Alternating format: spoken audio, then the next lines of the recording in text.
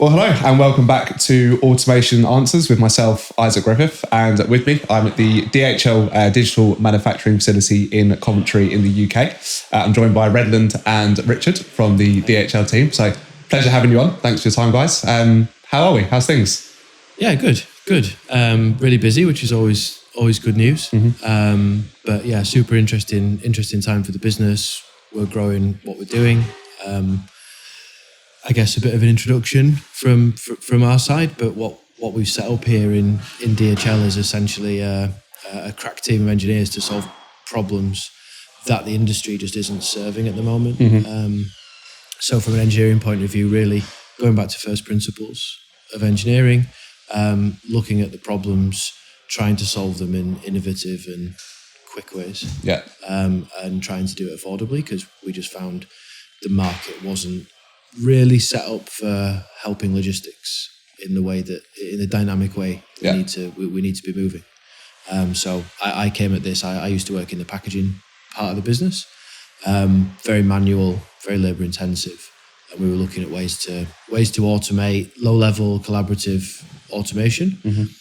Market just wasn't there in the industry, so we set ourselves up a business to create it ourselves within DHL, and we brought in engineers like Redland. So Redland heads up our engineering team. Yeah, Redland, tell us a bit about the journey since you've been with DHL and what it's been like.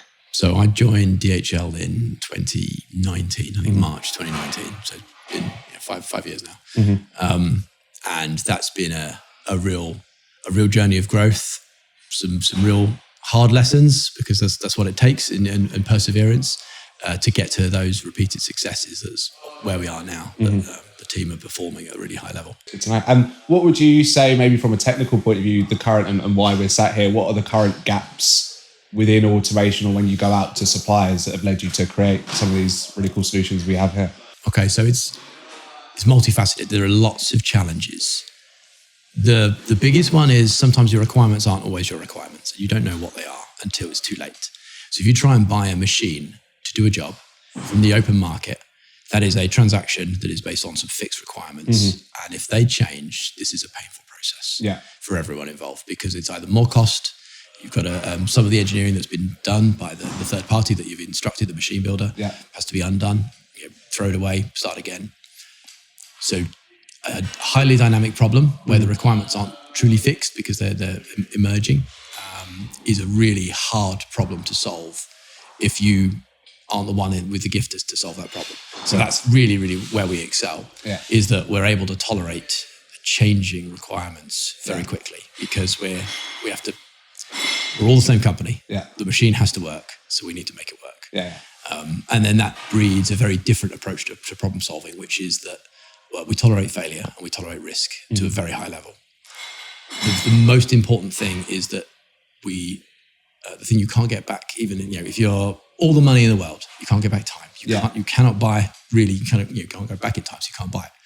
So the thing to do to solve these problems that you can't get from the market is to fail fast, incredibly fast. We're talking several times a day in terms of the pursuit of finding what good looks like. Mm-hmm. And that's really what we've built here, is the ability to generate prototypes and machines and iterate exceptionally quickly, so that we find what a good answer is, that we move on to the next problem, the next challenge of that system.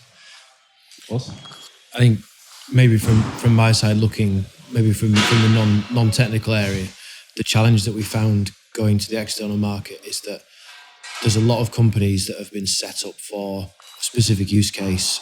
Mostly when you look at the collaborative robot market, most of these applications were for manning CNC machines, things like that. Very sort of technically heavy area, but it's a set and forget, does one job. Yeah.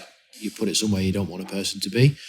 And what we found was the industry just didn't really understand how we wanted to use that kind of equipment in logistics, and how dynamic and reusable it needed to be. So a lot of the time we might just use something for one season, and then we want to take it out, we want to repurpose it into a different application. And it's that level of flexibility we just didn't, definitely not affordably, we didn't see it in the market. Okay, awesome. And Renan, maybe a technical question for you, but the interesting piece of equipment we have behind us here, can you give us a bit of an overview, I guess, the need for this, why it came about, how long it took this to this produce. is a case in point for everything I've just spoke about, and Richard's to build on what Richard said. So this is a system that exists for a very short period of time, and it picks up boxes for a customer. They're packing confectionery for a seasonal product, and it'll only exist while that seasonal product exists in its form. And marketing might change that next year or the year after, and then we have to make modifications to it and change it again. Yeah. So this robot is going to help an operator at the end of a production line where it's called co-packing, contract packing, where a third party, like the manufacturer of the goods, whatever they are, confectionery or beauty or something else, they just want to have their production lines producing massive, literally churning out, fully optimized to make that standard product, whether it's Mars bars or any kind of thing, doesn't matter. They are not good at then configuring those products into these multi-packs, these bundles that are really what the retailers want, what the market wants, where you're doing all this promotional work. That doesn't happen at the manufacturing base. It happens in the supply chain, and it happens right at the last point of the supply chain. Sure. So this is what DHL supply chain do as well. We do not only the logistics of the warehousing and the movement, we also do this configuring of this very last stage product for that retail or consumption environment, whatever it might be. In this case here, this is bundling 4 Easter eggs into a shop-ready shelf package. And normally that would take 2 people for 8 hours a day, 2 shifts, 4 heads a day. Think of it like that. And it's pretty dull work. You're picking up a box off a production line, and you're opening this card case, is outer case, and you're putting these 4 in, and you just do that for 8 hours. It's tough. Yeah. So what this does is it changes that from a 2-person job to a person plus robot job. Sure. And actually what we're finding is that the person plus the robot gets to supercharge what the human's doing. It takes care of the dull and the boring, and the human now becomes a robot operator. That job starts to become a bit more rewarding, or actually I would say a lot more rewarding. And there you're now getting 200% throughput improvement on that operator. So you've got your productivity gains.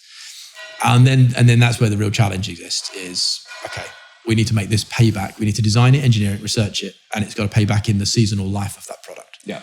This is the unanswered question that we can't get from the market. Yeah. From any third party manufacturer. And so that's why it drives a lot of the decision making that we do in how to make it. So for instance, in this case here, you've got a universal arm. This is a universal robot. It's a 3 kilo payload arm, 16,000 pounds of robot, but that gets to live forever. That can do many jobs, can wear many hats. And then other parts of the system exist exclusively just to solve this problem, and then they will be recycled, discarded or repurposed to do something else. Sure. Conveyor belt, it can do any job when you need a conveyor belt of that width. Obviously, the screen can do anything. So by being a closed loop, we get to repurpose these parts, and that's part of that journey of really driving down that cost of deployment. Is you don't have to fully recover the ROI in the existence of the product that it's working on, but it's actually in the lifespan of all the products in the system. Yeah. So this robot, as I said, it takes a single file with date stamps and does a quality check, lets 2 in, picks 2 up, and then presents 4. This robot comes down, picks up 4, presents them, tells the operator, yes, good. You've got 4, they're all in conforming, they've got the date codes, everything's worked. And then in that time, the human has done whatever they need to do, this outer packaging, and then they work with the robot to put the 4 in, do a little twist to let the robot know they're done, because their hands are occupied. They can't press another button. Yeah. So it has to be intuitive to work with the robot. The robot releases the things, and then they put it onto the next stage in the process. Yeah. And so that's literally all that's going on here. It's a machine that exists exclusively to handle these Easter egg boxes to help an operator at the end of a production line become twice as good as they were before. Yeah, fantastic. What's critical about developing this kind of stuff is that when you're working in co-packing, you're often at the whim of a marketing department who wants a piece of packaging to look like this one season, and next year they might change the look. But what's going to stay the same is that there's always going to be 4 of these in a pack. So regardless of how that outer packaging is created, how it's put together, it might be glued, it might be a lid and a base, it might be taped. That's irrelevant to this bit. Yeah. So you can go and spend another 50 grand on a case erector or something like that. But if that packaging changes, that money's gone. And you've got a white elephant sat in your warehouse. Yeah. Doing this, you're automating the bit that's going to stay the same. If the packaging changes, you can handle that down the road, because you've not gone into full automation of the whole process. Yeah. And it's really, for us, it's about picking off those manual bits, the bits that are going to try and stay the same all the way through. And so much of it is just really understanding that process and where it's right to automate and where you might just want to hold off until you have a bit more clarity. Yeah, absolutely. I want to touch on that point and what Redland mentioned earlier as well about, I think supercharging is probably a really interesting way to describe it. It's a topic I'll ask on every podcast, and what comes up quite a lot is, a lot of these robot technologies, AI, machine vision that's coming out is perceived on the market to be taking everyone's jobs, not necessarily enhancing, but I think, like I said, the word that you use, supercharging, is probably a very good way to describe it. What's your take on the use of, on a broad level, robots taking over or assisting people rather in the workforce? And there's a number of views. I think in general, I think the market is getting past that threat. I think maybe a few years ago, people were a bit worried about the march of the robots and stuff coming. People understand maybe a little bit more now about the essentially where the limit is of what you can get out of some systems, and the level of customizability that you need to replace a human completely. Sure. What we find, and I think what research backs up as well, is that person plus robot will always beat either full automation or fully manual. Pretty much every time. If you design your process correctly, you still need people in the loop. And as Redland alluded to earlier, those people are then doing more rewarding, higher value, higher skilled jobs. So you are upskilling the workforce almost by osmosis. By having those kind of systems in place. We're certainly not finding a reduced need for people, right? And any business that wants to grow, you're always going to keep needing to bring people in. What we're finding is that we're able to deal with some of those peaks better. So it means we don't need to turn the tap on for 200 staff next week.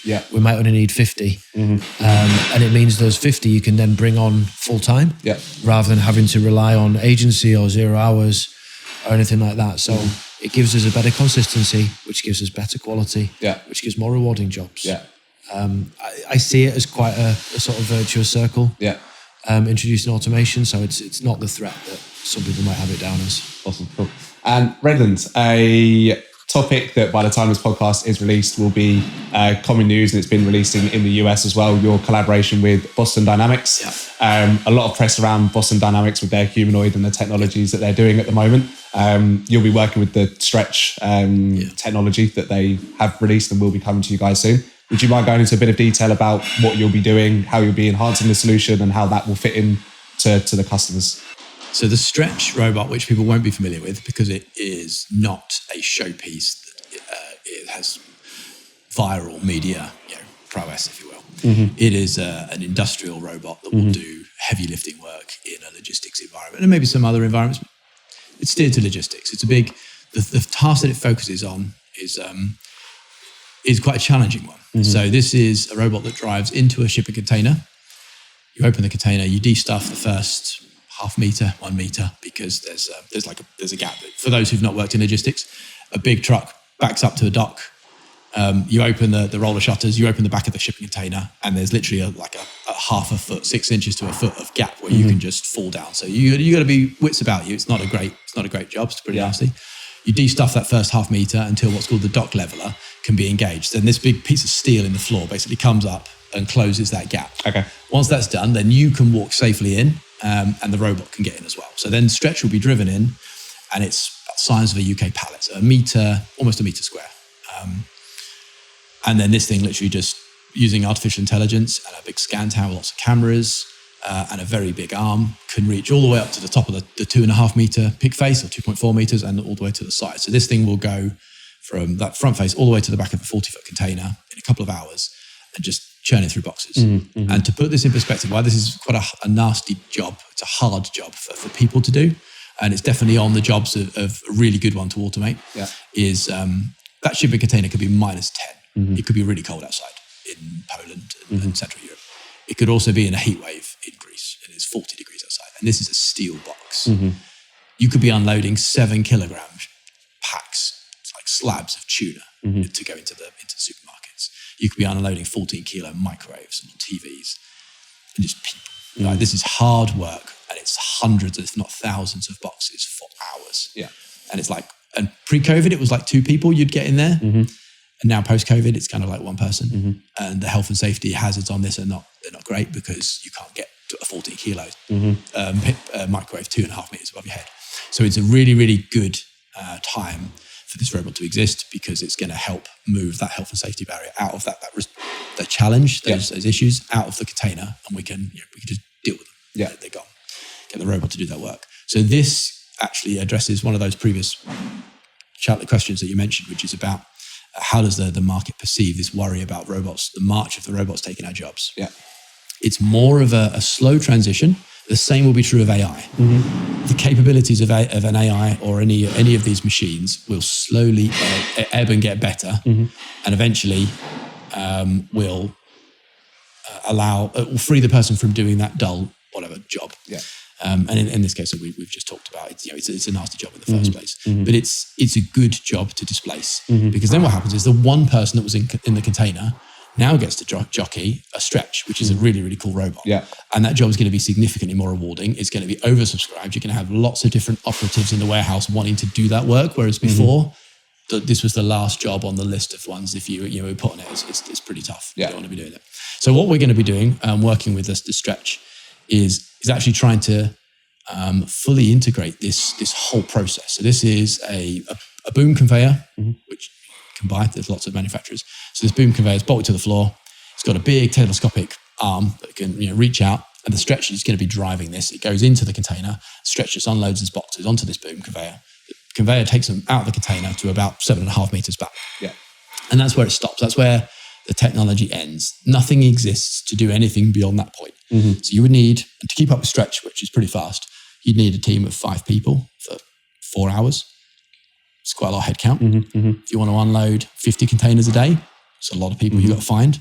Warehouses are typically grouped together in regions around small towns. You don't put them in cities, you put them on the outskirts.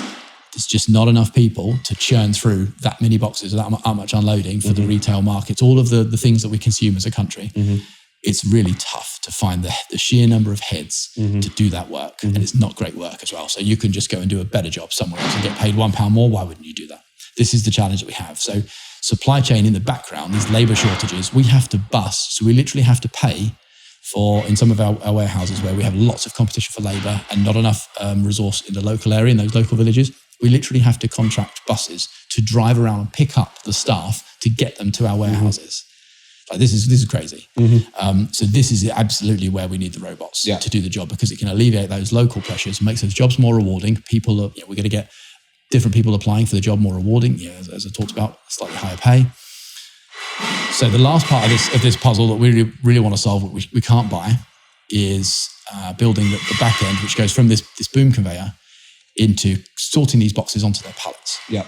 As I said, this is 4-5 people for a number of hours.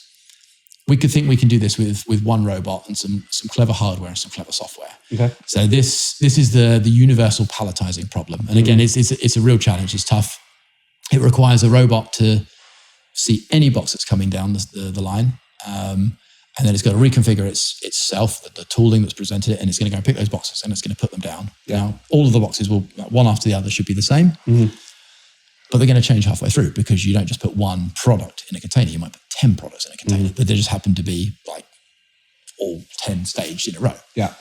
And so the system's going to have to be clever enough to say, oh, this box has changed. What do you want me to do? Do you want to put this on a different pallet? Is this a new product? Or how should I deal with this? So it's those edge cases that are really, really challenging, where your requirements evolve as you're working through the product. So whilst we're going to build the first system to go live at the end of January next year, there are then going to be 3 that follow very quickly, and each of them will get better, because we will reveal more of the challenges and the true requirements as you've done the thing. Yeah. And by September, we should have an exceptionally competent robot system that will be, the first in the world, the envy of the logistics world, and a really exciting time. Yeah. And then we're going to have some really, really cool operators driving the whole thing. Sounds good. Awesome. And Richard, more of a commercial question, I guess. Obviously started in 2017, officially launched in 2019, if I'm right. Started off with 3 or 4 individuals, and we're now at 25, 26, I believe. Yeah, that's right. Yeah. So how's that journey been in terms of growing the team, in terms of the technology, and how that's enabled you to grow as a business? yeah, it's been fun. I think is probably the first reflection. Yeah. To put it into context as well, that we've done this across 2 years of COVID, added an extra dimension to business growth that we could never have foreseen. So in 2017 we entered essentially a startup competition within DHL, and that was to accelerate the use of technology within the business. There were a group of 4 of us who all came from the sort of co-pack, packaging, manual handling area of the business. We knew the kind of problems we wanted to solve, but we didn't have the engineering capability to do that. So through that time, and when we launched in 2019, having been through a period of sort of incubation and stakeholder management within the business, we hit the ground in 2019, started growing the team. I think by the end of COVID, we were probably at 18 heads, maybe something like that. And then we've grown the last couple of years up to 25.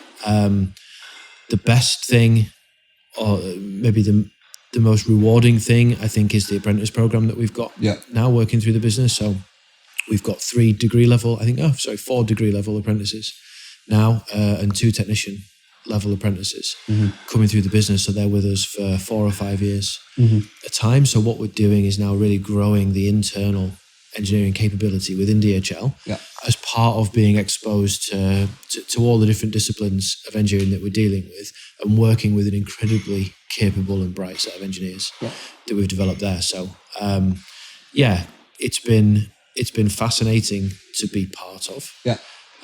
It's challenging because there's not a blank checkbook for this stuff, right? This has to make commercial sense even at R&D phase. So we have to be able to develop things very cheaply. We have to make mistakes quickly and move on without spending too much money. Okay. So this is not VC funded. This is not backed by billions of dollars of funding from private equity. So it's very much we have to earn our stripes in every deployment, which means we need more successes than we have failures.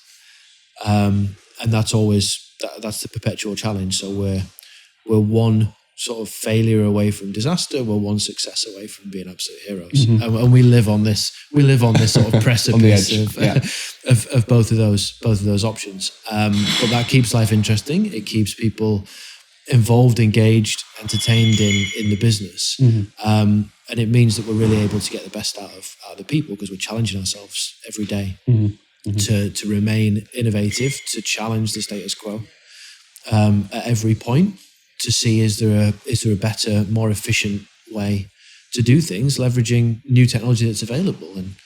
And the really cool thing is every couple of months the guys come to me with another idea, another piece of technology that's just come to the market that we think, actually, could we use this? Could this help us in this journey? And sometimes it does, sometimes it doesn't. But you have to go through this experimental phase with everything to see whether it makes sense.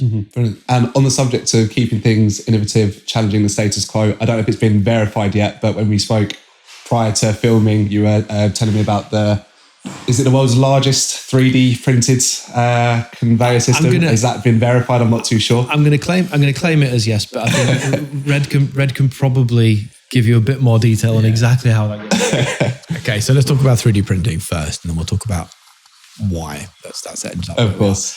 Richard just mentioned about driving the cost down, and I talked earlier about failing fast. Engineering is an expensive hobby, and R&D engineering is a very expensive hobby. So really driving those things down we've got to get that cost of iteration rock bottom. And so that results in speed, and the thing that you're making has to cost you nothing.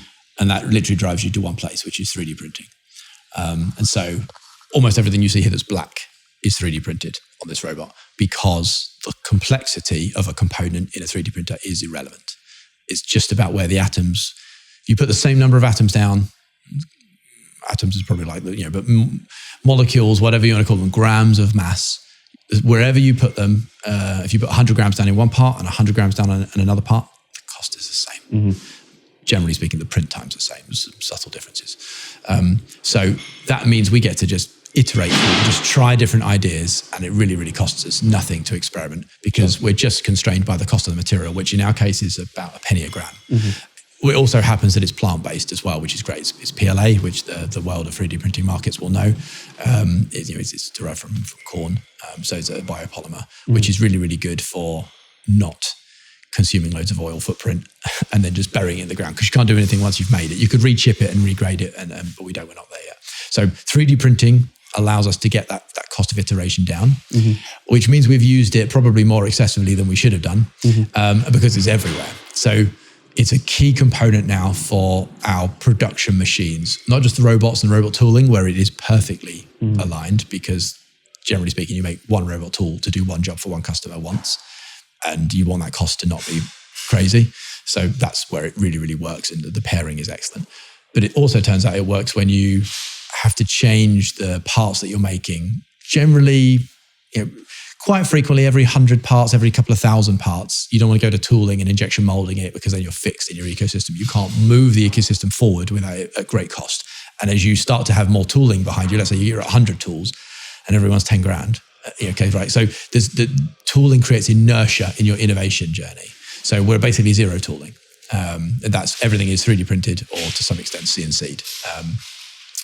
So that's resulting in us making our robots frames and our robot cells are 3D printed everywhere.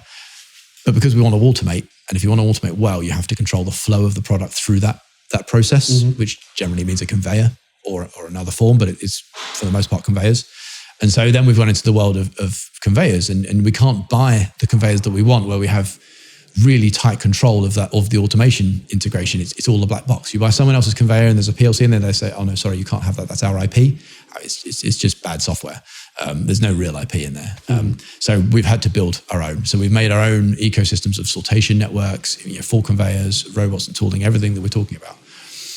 And that's resulted in us building 400 meters in one system for coffee fulfillment, that we think is the largest 3D printed machine in the world, if you will, because it's pretty big. Yeah. It takes 10 minutes to walk around the thing. And then we've just done another one, which is a multi-floor conveyor network, where it's going to have 4 automated box closer gluer lines with auto labelers on there, and you just have one person just putting boxes in at one end, open, put the products in. Out comes a perfectly sealed, labeled. We've got the tracking number. Enters a sortation network, ends up downstairs, and then goes to the right carrier lane, and then someone puts it on a pallet. Sure. And like every single part of the machine that goes through is 3D printed from plants. It's phenomenal. That's awesome. Really cool. Excellent. And my concluding answer, I'll ask you, concluding question, which I'll ask you both. From a technology point of view, what, not necessarily limited to DHL, just in general, humanoids, drone technology, I don't know, anything, even from a sustainability point of view, what's exciting you out there on the market? You mean in terms of trends and anything? Literally anything, yeah. So the last individual that I asked, for example, Elon Musk has released quite a commercial humanoid, right? I think it's about $30,000. It's going to do your housework. It's not released, but you mean the Optimus bot? Yeah. Okay, yeah. So they've got a pretty good mechanical anything along those lines that excites you. Not necessarily along those lines, but just in general. Doesn't have to be work. Too many list, Richard. Okay, go on, Richard. The one I think that probably has one of the best applications in our space, I think, is augmented reality. I think what can be done in that perspective from a visualization point of view, from a sales point of view, showing people the art of the possible in see-through VR, I think that's going to be a step change in the sales process in our industry, because you can, we've had success just from putting things into standard VR and showing people, look, this is what your system's going to look like in the future. But to actually go out in augmented reality and walk the floor, that's game changing, because you then walk through an empty room, but everything's there, everything's designed, and it's all moving as you intend it to move in reality. And I think that as that develops, that's going to be a big thing in our space. I go one step further, and I would say it's the that multi-user environment. Yeah.